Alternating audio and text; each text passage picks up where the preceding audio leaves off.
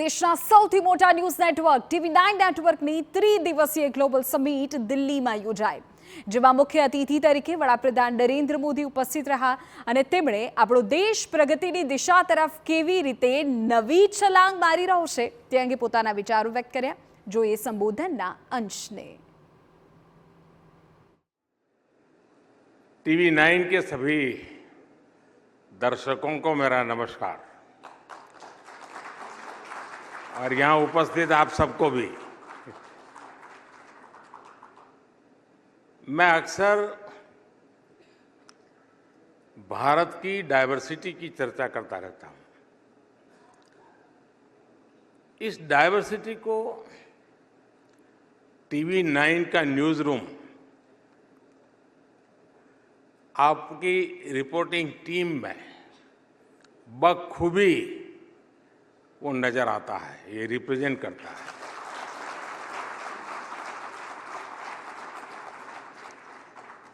TV9 के अनेक भारतीय भाषाओं में मीडिया प्लेटफॉर्म्स हैं.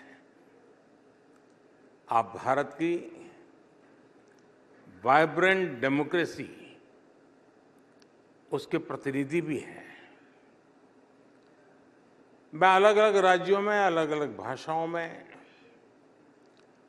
TV9 में काम करने वाले सभी पत्रकार साथियों का, आपकी टेक्निकल टीम का बहुत बहुत अभिनंदन करता हूं. साथियों, आज TV9 की टीम ने इस समिट के लिए बड़ा इंटरेस्टिंग टॉपिक चुना है. India poised for the next big leap. और बिग लीप तो हम तभी ले सकते हैं जब हम जोश में हो, ऊर्जा से भरे हुए हो. कोई हताश निराश देश हो या व्यक्ति बिग लीप के बारे में सोच ही नहीं सकता. ये थीम ही अपने आप में ये बताने के लिए काफी है कि आज का भारत का आत्मविश्वास किस ऊंचाई पर है, आकांक्षा क्या है. अगर आज दुनिया को लगता है कि भारत एक बड़ा लीप लेने के लिए तैयार है, तो उसके पीछे 10 साल का एक पावरफुल लॉन्च पैड है.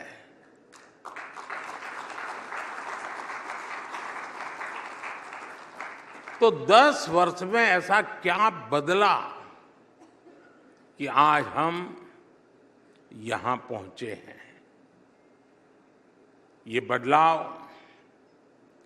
माइंडसेट का है, ये बदलाव सेल्फ कॉन्फिडेंस और ट्रस्ट का है, ये बदलाव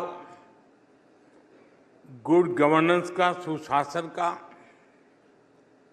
साथियों, एक बहुत पुरानी कहावत है, मन के हारे हार है, मन के जीते जीत.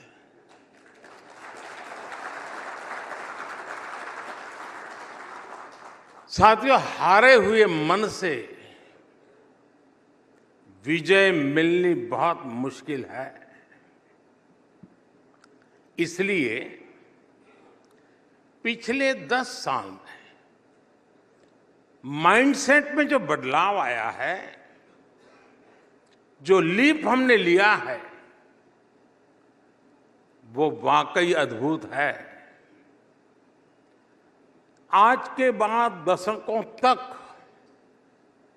जिन्होंने सरकार चलाई,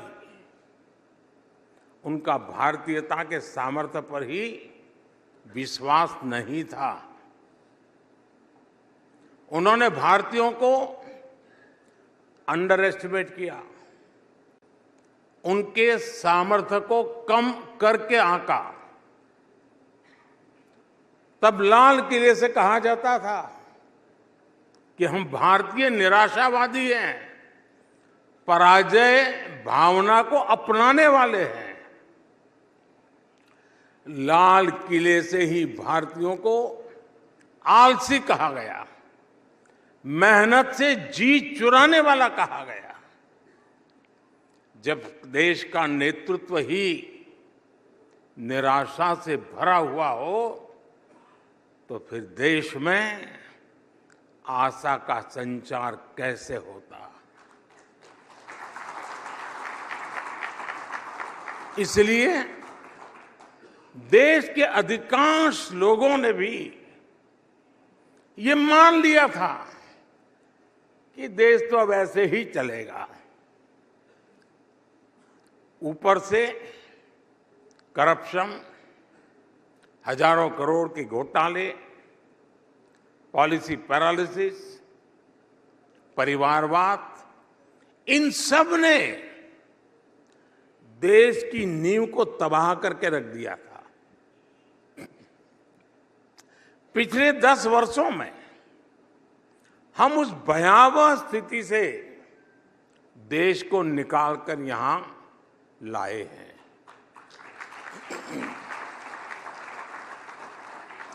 सिर्फ 10 साल में भारत दुनिया की टॉप 5 अर्थव्यवस्था में आ गया है।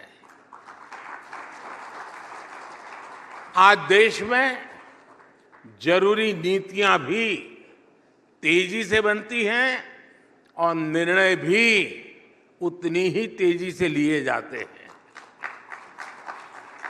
माइंडसेट में बदलाव ने कमाल करके दिखा दिया है।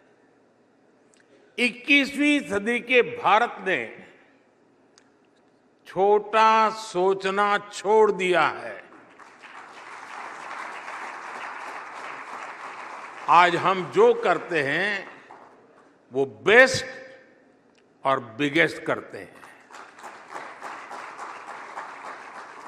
आज भारत की उपलब्धियां देखकर दुनिया हैरान है।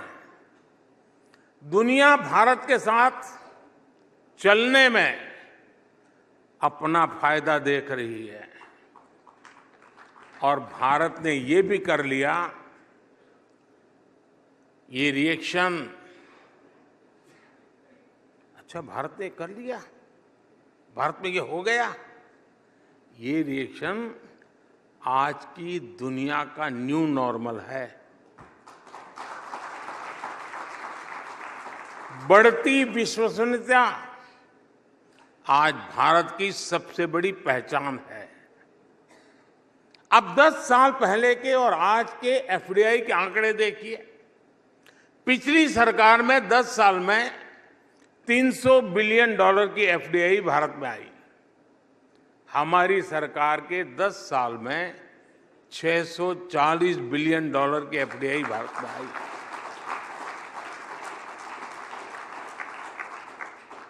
दस साल में जो डिजिटल क्रांति आई है, कोरोना के समय में वैक्सीन पर जो भरोसा बैठा है, आज टैक्स देने वालों की बढ़ती हुई संख्या हो, ये चीजें बता रही हैं कि भारत के लोगों का सरकार और व्यवस्था पर भरोसा बढ़ रहा है। मैं आपको एक और आंकड़ा देता हूं। यहां इस हॉल में ज्यादातर लोग ऐसे होंगे जो म्यूचुअल फंड में इन्वेस्ट करते होंगे। साल 2014 में देश में लोगों ने करीब 9 लाख करोड़ रुपए म्यूचुअल फंड में इन्वेस्ट कर रखे थे। अगर मैं साल 2024 की बात करूं तो आज देश के लोगों ने 52 लाख करोड़ रुपए, उससे भी ज्यादा म्यूचुअल फंड में इन्वेस्ट कर रखा है। ये इसलिए हुआ है क्योंकि हर भारतीय को ये विश्वास है कि देश मजबूती से आगे बढ़ रहा है और जितना विश्वास उसे देश पर है, उतना ही खुद पर भी है। हर भारतीय सोच रहा है मैं कुछ भी कर सकता हूं, मेरे लिए कुछ भी असंभव नहीं है। और ये बात टीवी 9 के दर्शक भी नोट करते होंगे कि अनेक लोगों का प्रिडिक्शन जहां अटक जाता है, उससे भी कहीं ज्यादा बेहतर परफॉर्म करके हमने दिखाया है।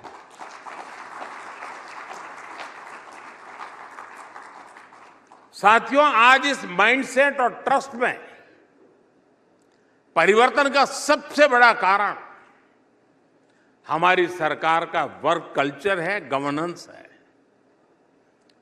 वही अफसर है, वही ऑफिस है, वही व्यवस्था है, वही फाइलें हैं, लेकिन नतीजे कुछ और आ रहे हैं।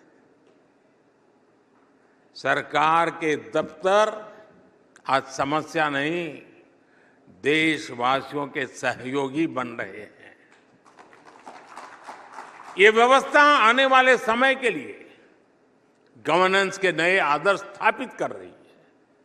साथियों, भारत के विकास को गति देने के लिए, बिग लीप लेने के लिए ये बहुत जरूरी था कि जिस गियर पर पहले भारत चल रहा था, उस गियर को बदला जाए। पहले ही सरकारों में भारत किस तरह रिवर्स गियर में था, मैं आपको कुछ उदाहरण देता हूं। यूपी में 80 के दशक में सरयू नहर परियोजना का शिलान्यास हुआ था। ये परियोजना 4 दशक तक अटकी रही। 2014 में सरकार बनने के बाद हमने इस परियोजना को तेजी से पूरा किया।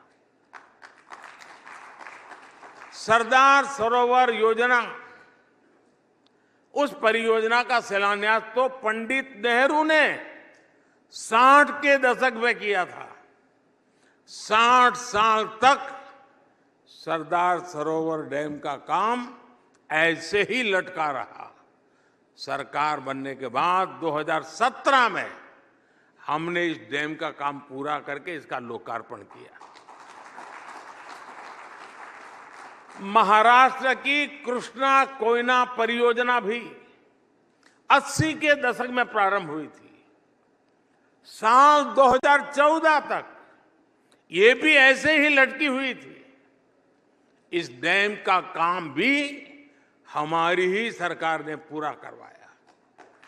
साथियों, बीते कुछ दिनों में आपने अटल टनल के आसपास बर्फबारी की बहुत शानदार तस्वीरें देखी है। अटल टनल का शिलान्यास हुआ था 2002 में। 2014 तक ये टनल भी अधूरी लटकी हुई रही। इसका काम भी पूरा कराया हमारी सरकार ने और इसका 2020 में लोकार्पण किया गया। असम का बोगीबील ब्रिज भी आपको याद होगा। ये ब्रिज भी 1998 में स्वीकृत हुआ। सरकार में आने के बाद हमने इसे तेजी से पूरा कराया और 20 साल बाद 2018 में इसका लोकार्पण किया। ईस्टर्न डेडिकेटेड फ्रेट कॉरिडोर साल 2008 में स्वीकृत किया गया। ये प्रोजेक्ट भी लटकाता रहा और 15 साल बाद 2023 में हमने इसे पूरा कराया। मैं आपको ऐसे कम से कम 500 प्रोजेक्ट गिना सकता हूं। ऐसे सैकड़ों प्रोजेक्ट्स को 2014 में हमारी सरकार आने के बाद तेजी से पूरा कराया गया। प्रधानमंत्री कार्यालय में टेक्नोलॉजी की मदद से हमने एक आधुनिक व्यवस्था विकसित की है। प्रगति के नाम से है। हर महीने मैं खुद एक एक प्रोजेक्ट की फाइल लेकर बैठता हूं, सारा डेटा लेकर बैठता हूं, दशकों से अटके हुए प्रोजेक्ट की समीक्षा करता हूं और मेरे सामने ऑनलाइन सभी राज्यों के मुख्य सचिव और भारत सरकार के सभी सचिव पूरा समय मेरे सामने होते हैं। एक एक चीज का वहां एनालिसिस होता है। मैं पिछले 10 साल में 17 लाख करोड़ रुपए से ज्यादा के प्रोजेक्ट्स की समीक्षा कर चुका हूं। 17 लाख करोड़ रुपया, तब जाकर ये प्रोजेक्ट पूरे हुए। आप मुझे बताइए, जिस देश में पहले की सरकारें उस स्पीड से काम करती रही हो तो देश बिग लीप कैसे ले पाता। आज हमारी सरकार ने लटकाने भटकाने वाली उस पुरानी अप्रोच को पीछे छोड़ दिया है। मैं आपको हमारी सरकार के कुछ उदाहरण दूंगा। मुंबई का अटल सेतु, देश का सबसे बड़ा ब्रिज, सी ब्रिज, इसका शिलान्यास साल 2016 में हुआ। हमने कुछ सप्ताह पहले इसका लोकार्पण भी कर दिया। संसद की नई बिल्डिंग, इसका शिलान्यास साल 2020 में किया, पिछले ही साल इसका लोकार्पण हो गया। जम्मू एम्स का शिलान्यास साल 2019 में हुआ था, पिछले सप्ताह 20 फरवरी को इसका लोकार्पण भी हो गया। राजकोट एम्स का शिलान्यास 2020 में हुआ था, अभी कल ही इसका भी लोकार्पण हो गया। इसी तरह आईआईएम संबलपुर का शिलान्यास साल 2021 में हुआ और साल 2024 में लोकार्पण हो गया। त्रिची एयरपोर्ट के नए टर्मिनल का शिलान्यास 2019 में हुआ और कुछ सप्ताह पहले इसका लोकार्पण भी हुआ। आईआईटी भिलाई का शिलान्यास साल 2018 में हुआ और कुछ दिन पहले हमने इसका भी लोकार्पण कर दिया। गोवा के नए एयरपोर्ट का शिलान्यास 2016 में हुआ और 2022 में इसका लोकार्पण भी हो गया। लक्षद्वीप तक समुद्र के नीचे ऑप्टिकल फाइबर बिछाना बहुत चैलेंजिंग माना जाता था। इस काम को हमने 2020 में शुरू करवाया और कुछ सप्ताह पहले इसे पूरा भी कर दिया। बनारस की बनास डेयरी का शिलान्यास साल 2021 में हुआ और कुछ दिन पहले इसका लोकार्पण हुआ। कल ही आपने द्वारिका में सुदर्शन सेतु की शानदार तस्वीर देखी है। हिंदुस्तान का सबसे लंबा केबल ब्रिज देश की शान बढ़ा रहा है। इसका भी शिलान्यास हमारी सरकार ने साल 2017 में किया था। मैं जो मोदी की गारंटी की बात करता हूं ना, उसका एक पहलू ये भी है।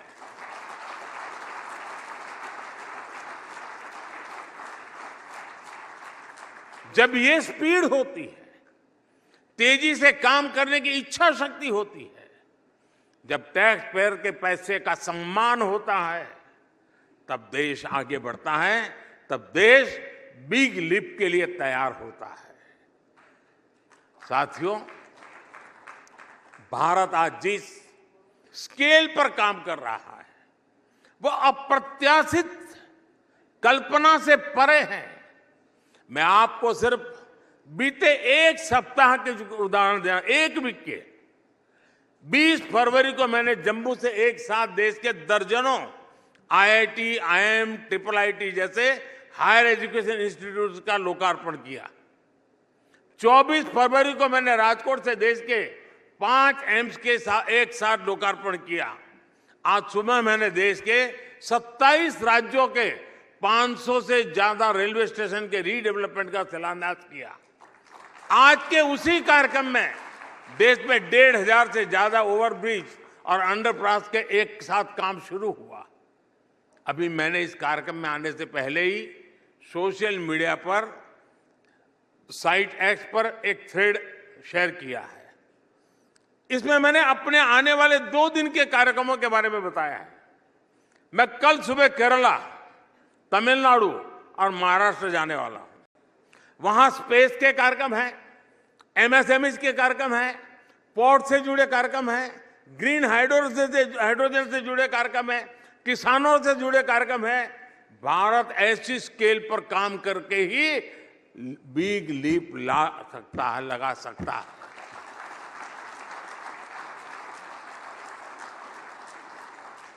हम पहली, दूसरी, तीसरी औद्योगिक क्रांति में पीछे रह गए।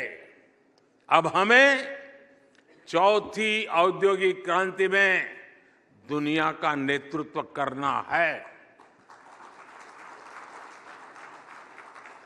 और इसके लिए भारत में हर रोज हो रहे विकास कार्यों से देश की रफ्तार को ऊर्जा मिल रही है।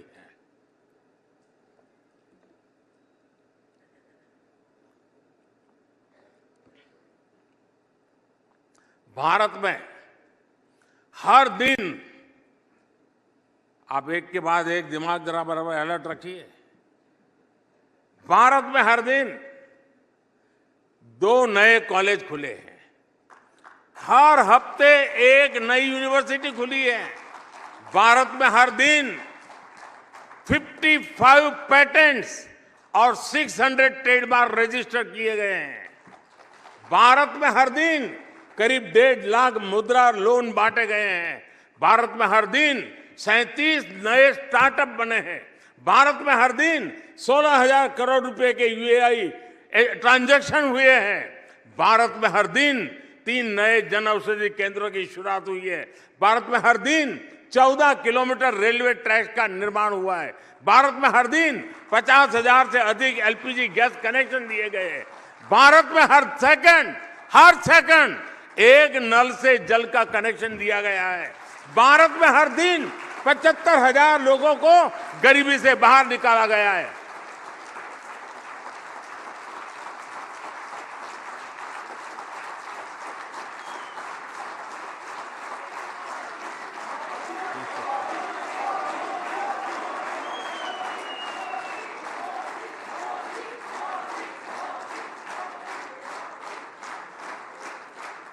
हमने तो हमेशा से ही गरीबी हटाओ के सिर्फ नारे सुने थे। किसने सोचा था कि 10 साल में 25 करोड़ लोग गरीबी से बाहर निकल आएंगे? लेकिन ये हुआ है और हमारी ही सरकार में हुआ है। साथियों, भारत में कंजम्पशन को लेकर हाल ही में एक रिपोर्ट आई है जिससे नए ट्रेंड का पता चलता है। भारत में गरीबी अब तक के सबसे कम स्तर पर यानी सिंगल डिजिट में पहुंच गई है।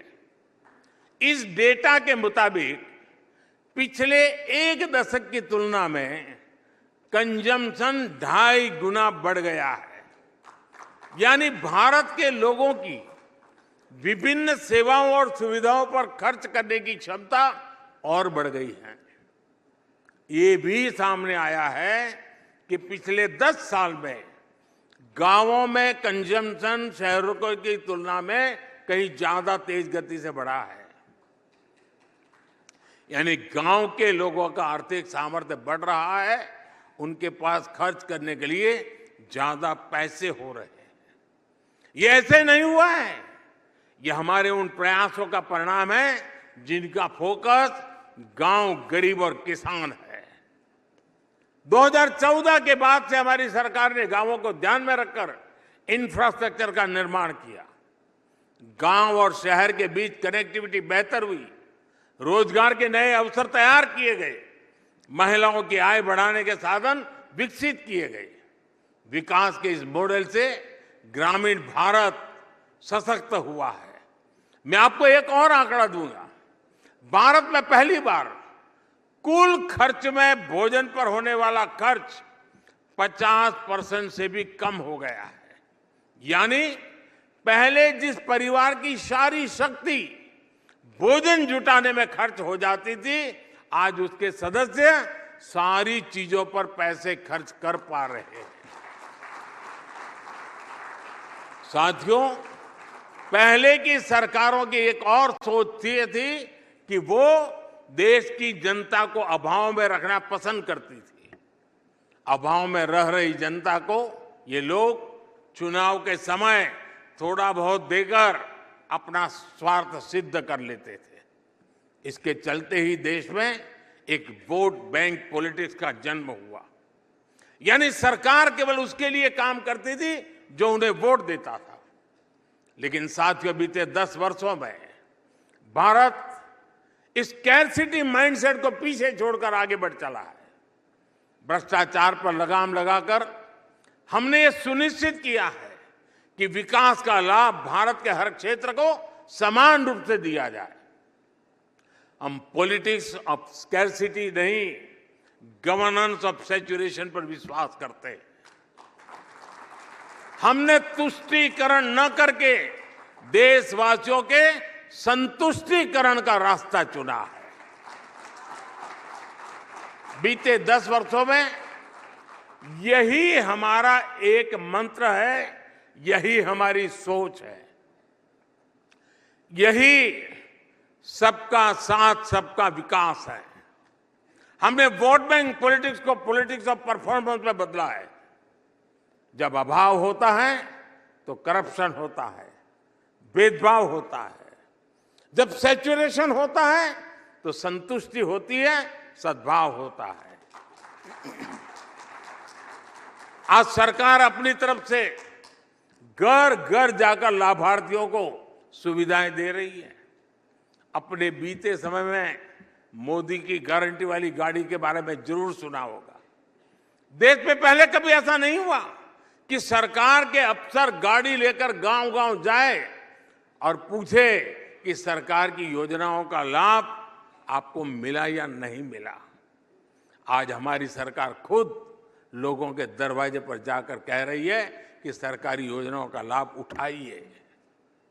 इसलिए मैं कहता हूं, जब सैचुरेशन एक मिशन बन जाए तो हर प्रकार के भेदभाव की गुंजाइश खत्म हो जाती है। और इसलिए मैं कहता हूं कि हम राजनीति नहीं, राष्ट्र नीति पर विश्वास करने वाले लोग हैं। साथियों, हमारी सरकार नेशन फर्स्ट के सिद्धांत को सर्वोपरि रखते हुए आगे बढ़ रही है। पहले की सरकारों के लिए कोई काम नहीं करना, ये सबसे बड़ा आसान काम बन गया था। लेकिन इस वर्क कल्चर से ना देश बन सकता है और ना देश आगे बढ़ सकता है। इसलिए हमने देश हित में निर्णय लिए, पुरानी चुनौतियों का समाधान किया। आर्टिकल 370 की समाप्ति से लेकर, मैं मूवी की बात नहीं कर रहा हूं,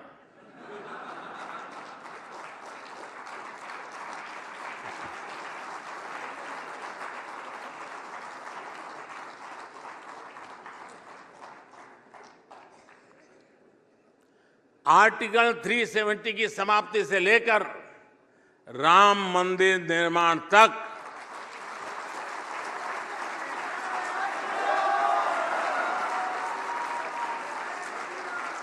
ट्रिपल तलाक के अंत से लेकर महिला आरक्षण तक, वन रैंक वन पेंशन से लेकर चीफ ऑफ डिफेंस स्टाफ का पद तक सरकार ने नेशन फर्स्ट की सोच के साथ ऐसे हर अधूरे काम पूरे किए। साथियों, 21वीं सदी के भारत को अपने आने वाले दशकों के लिए भी हमें आज ही तैयार करना होगा। इसलिए आज भारत भविष्य की योजनाओं में भी तेजी से आगे बढ़ रहा है। स्पेस से सेमीकंडक्टर तक, डिजिटल से ड्रोन तक, एआई से क्लीन एनर्जी तक, 5G से फिनटेक तक, भारत आज दुनिया की अगली कतार में पहुंच गया है।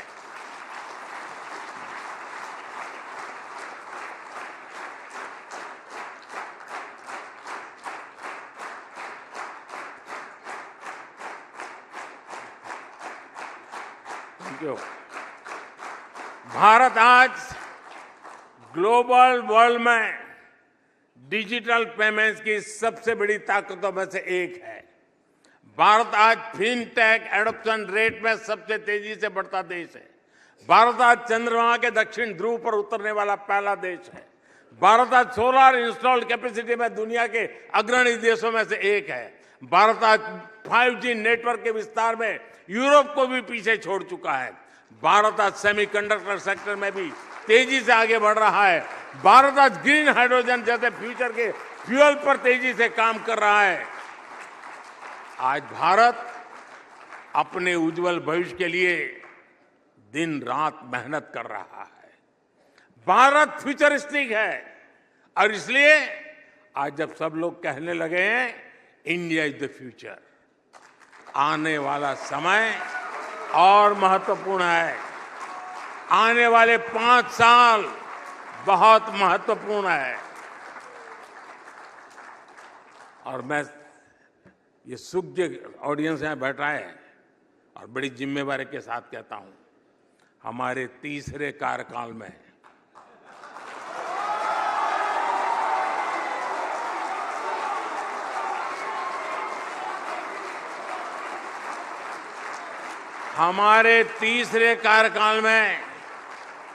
हमें भारत के सामर्थ्य को नई ऊंचाई तक पहुंचाना है। विकसित भारत की संकल्प यात्रा में आने वाले 5 वर्ष हमारे देश की प्रगति और प्रशस्ति के वर्ष है। इसी कामना के साथ और पूरे विश्वास के साथ ये सेमिनार होता या न होता, बिग लिप जरूर होता।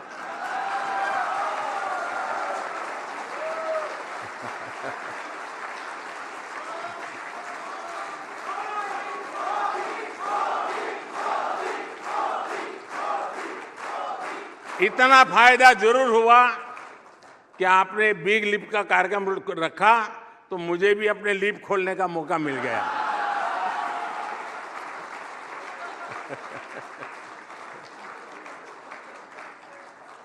इस कार्यक्रम के लिए आपको ढेर सारी शुभकामनाएं। आप लोग सुबह से बैठ करके ब्रेनस्टॉर्मिंग करते होंगे तो कुछ हंसी खुशी की शाम भी हो गई। बहुत बहुत धन्यवाद।